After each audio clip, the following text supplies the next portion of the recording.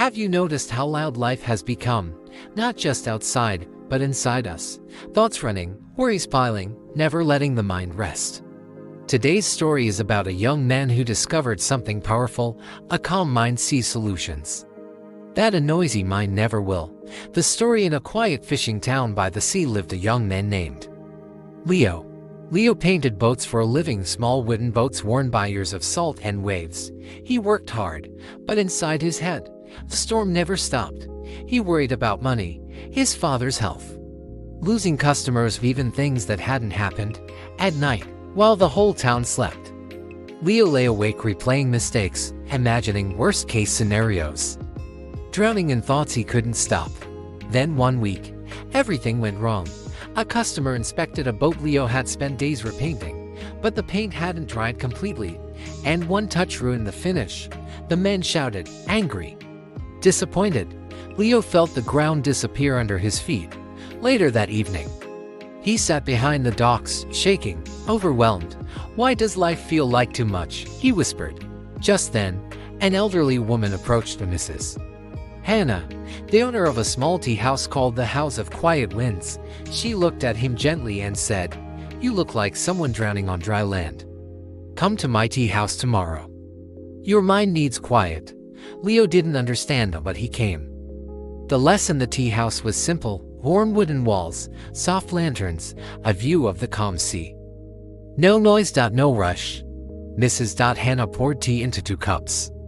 Then she tapped Leo's cup with a spoon. The tea shook and spilled. Startled, he asked, "Why did you do that?" She smiled. "Your mind is like this cup.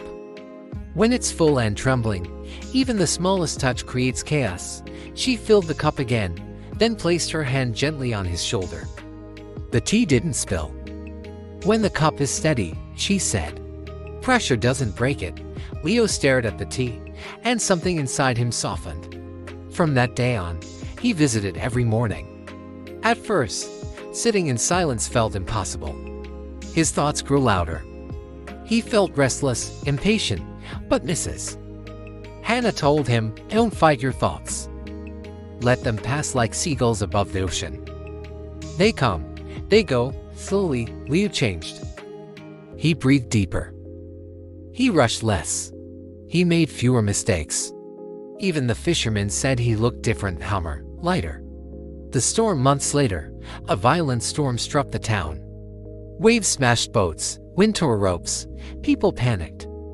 But Leo was steady. He tied boats, guided people, moved with quiet focus. Not fast, but clear. After the storm calmed, an old fisherman asked, "How did you stay so calm?"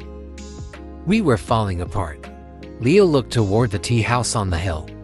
"The storm outside was nothing compared to the storm I used to carry inside," he said. When the mind is calm, you see what needs to be done. Final message, my friend: remember, your mind is your greatest tool. But an overthinking mind becomes a cage. A calm mind becomes a compass. Life will always bring storms. But if you quiet the storm inside, no storm outside can break you. Peace is already within you, waiting for silence to let it rise.